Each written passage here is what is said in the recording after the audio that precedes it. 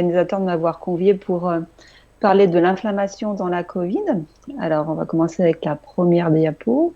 La Covid, c'est une maladie inflammatoire. Donc, comme maladie inflammatoire, c'est fait pour contrôler l'infection et préparer la réparation des organes. L'embêtant, c'est qu'effectivement, il peut y avoir une inflammation systémique avec des dysfonctions d'organes à distance et une perméabilité capillaire qui peuvent altérer les fonctions d'organes à distance. Dans la Covid, l'inflammation est caractérisée par une polynucléose, bien sûr, mais surtout une lymphopénie qui est aussi bien sur les CD4 que les CD8. Et cette lymphopénie, elle est particulièrement corrélée négativement avec le taux de cytokines circulantes. On a parlé aussi d'une dérégulation des CD4 qui serait particulièrement activée dans les tissus, sans que ce soit vraiment bien objectivé par plusieurs études. Mais il est vrai qu'il y a beaucoup de lymphocytes dans les tissus sur les prélèvements post-mortem. Et enfin, on a aussi parlé d'une dérégulation des macrophages, on a parlé d'orage cytokinique.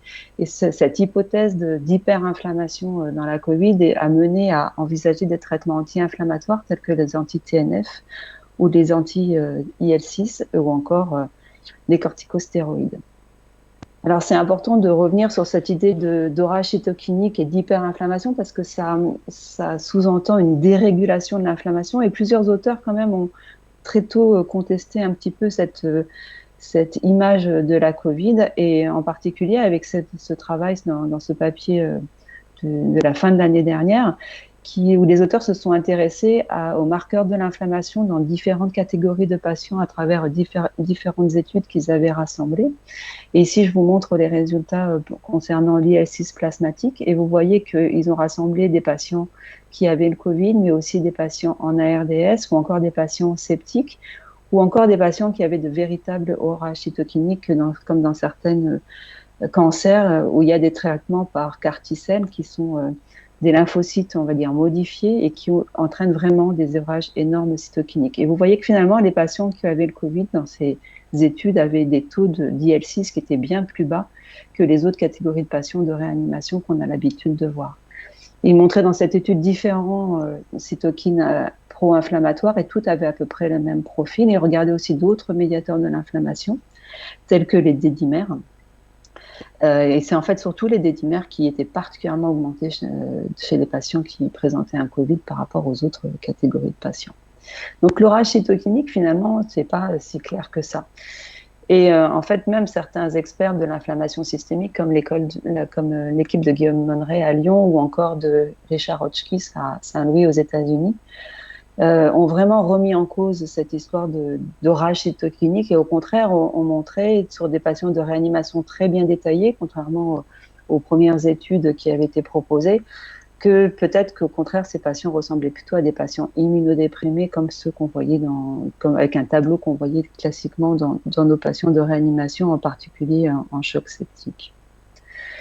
Et on peut s'arrêter un moment sur ce travail de l'équipe de Richard Hotchkiss qui a bien caractérisé ces patients avec la Covid et qui montrait qu'effectivement, sur le graphe de gauche, vous avez le taux de lymphocytes au cours du temps chez les patients avec clairement une lymphopénie qui persistait dans le temps et en particulier en rouge chez les patients qui n'allaient pas survivre. Et dans cette étude, les auteurs ont aussi testé in vitro la fonctionnalité des cellules de l'immunité circulante, et en particulier des lymphocytes, avec leur capacité à produire l'interféron gamma.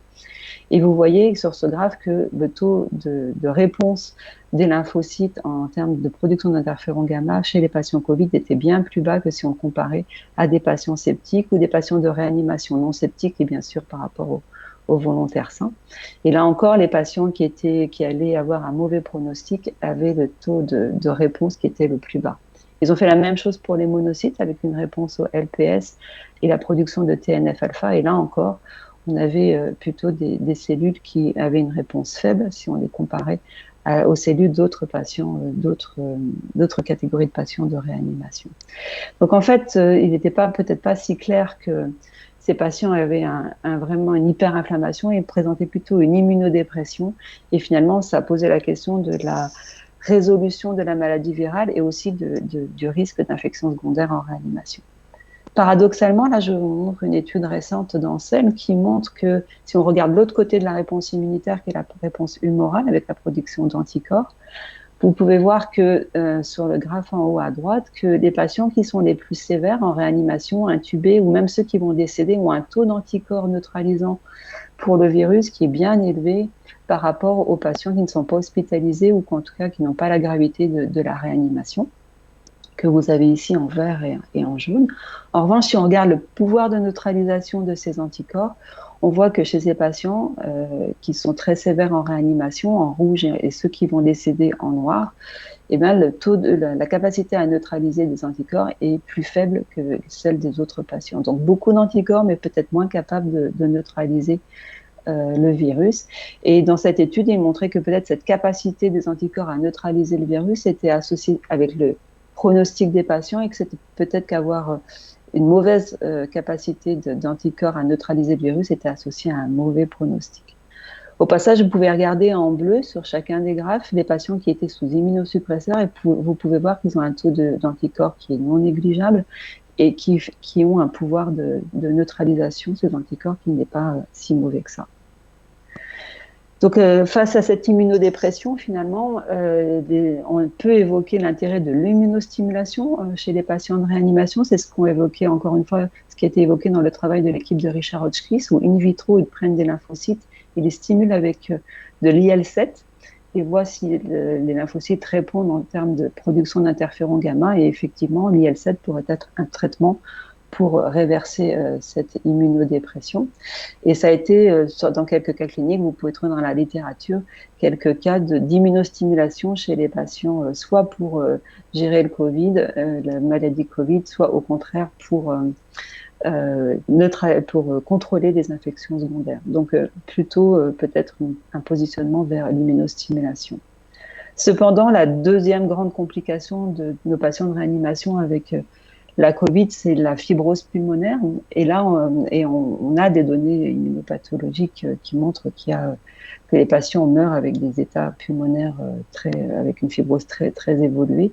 Et là, peut-être qu'on peut quand même penser chez ces patients à des prises en charge de type corticothérapie, comme dans le SDRA, comme ça a été proposé dans le SDRA, et cette fois-ci des corticothérapies à très forte dose. Et là, je vous rappelle l'étude de Meduri en 2002, qui montrait une baisse des médiateurs plasmatiques IL-6, IL-1-bêta et TNF-alpha sous corticoïdes chez des patients qui présentaient un SDRA. Donc il y a peut-être quand même une place pour les anti-inflammatoires tels que la corticothérapie chez ces patients. Donc pour résumer, je dirais que la Covid, c'est une maladie compliquée au plan immuno-inflammatoire et en tout cas, elle est évolutive dans le temps. Si initialement, la corticothérapie telle qu'on l'a établie à 6 mg kg à 6 mg par 24 heures peut être une façon de passer un cap et de contrôler l'inflammation de la maladie pulmonaire initiale. Si l'évolution est bonne, très bien. Si au contraire, la détresse respiratoire persiste et l'état pulmonaire ne s'améliore pas après cette corticothérapie de première ligne, je dirais, mais il faut peut-être évaluer ces patients et voir un peu si on est face à des patients qui évoluent vers la fibrose. Et dans ce cas-là, on pourra peut-être proposer une corticothérapie à forte dose. Au contraire, des patients qui sont dans un état d'immunodépression avec un bilan immuno-inflammatoire, la recherche d'infections opportunistes ou de réactivation virale, par exemple. Et là, peut-être leur proposer une immunostimulation et donc, en tout cas, proposer à ces patients une thérapie personnalisée au cours de leur séjour en réanimation basée sur une évaluation de l'immuno-inflammation. Le délai de cette évaluation, il n'est bien sûr absolument pas évalué et on sait encore moins, et on sait que dans nos réanimations, on a beaucoup de patients qui ont été sous immunosuppresseurs ou immunodéprimés et on sait encore moins à quel moment il faudrait engager ce type d'exploration pour le moment. Voilà, je vous remercie de votre attention. J'arrête le partage d'écran. Et je remets ma caméra. Voilà. Merci beaucoup Anne-Claire. Donc effectivement, ce petit tour d'horizon, on voit bien que comme d'autres maladies, hein, on va en permanence être entre l'inflammation très aiguë à un moment donné, puis après on va passer potentiellement sur de l'immunodépression. Donc ça va être compliqué de savoir où on en est exactement et à quel moment on passe de l'un à l'autre. Effectivement. Juste, je ne sais pas si tu as vu, mais il y a une lettre qui est sortie d'Intensive Care Medicine là, juste récemment. Ils ont fait de l'interféron. Oui. Il y a 6 patients. qui avaient des affections pulmonaires répétitives, donc qui étaient plutôt sur le versant immunodépression, en allant chercher comment dire, l'intensité de réponse monocytaire pour savoir quel patient devait bénéficier. Je sais pas Avec si tu as... l'HLA-DR, oui. Ouais, avec la J'aurais filaire. dû effectivement le mentionner, c'est effectivement ça, c'est qu'on a peut-être un outil qu'on a un peu avancé dans sa caractérisation, qui est la mesure de l'HLA-DR monocytaire, qui commence à être un petit peu vraiment définie. Et effectivement, c'est une façon de monitorer l'état immunitaire des patients et aussi le traitement d'immunostimulation qu'on peut proposer, en particulier par l'interféron gamma. S'il fallait le suivre pour l'IL-7, par exemple, il faudrait probablement prendre d'autres marqueurs comme le taux de lymphocytes, par exemple. Mais c'est vrai que c'est des choses qui avancent en réanimation en général et que cette proportion de patients Covid qui finalement présentent des tableaux immuno-inflammatoires qu'on connaît finalement bien en réanimation et leur nombre actuellement permet de remettre un petit peu en avant ce type de stratégie qui était de toute façon en train d'émerger doucement. Oui, Didier Payen avait publié dans le sepsis avec Tout à l'interféron. fait. Alors juste, pour l'instant, on fait attention quand même, ça reste de la recherche. On ne va pas envoyer de l'interféron gamma à un patient qui fait une pneumopathie tardive sur la Covid. On est d'accord. Tout à fait, mais simplement sur un plan clinique, on a l'impression qu'ils sont dans un état d'inflammation aiguë et en fait, il faut probablement regarder de plus près avant de dire qu'ils sont dans un état d'inflammation aiguë parce qu'on aurait envie de mettre des corticothérapies à haute dose, mais en fait, c'est probablement pas toujours la réponse pour ces patients. D'accord. On va avancer un peu, comme ça on aura un peu de temps à la fin pour faire une Bien discussion sûr. globale. J'ai une question, mais on y reviendra après. C'est une question sur la dernière étude qui vient de sortir là, sur la morbimortalité post-opératoire des patients avec le décalage à 7 semaines. Là. On y reviendra tous à la fin de cette question. C'est juste pour dire à l'internaute qu'on ne l'oublie pas. Donc, il y avait une question d'internaute sur la dernière étude qui est sortie sur l'opérabilité des patients et la morbimortalité post-opératoire des patients qui avaient eu la Covid, avec le décalage à 7 semaines là, des patients, etc. Donc on y reviendra sur cette question à la fin tous ensemble.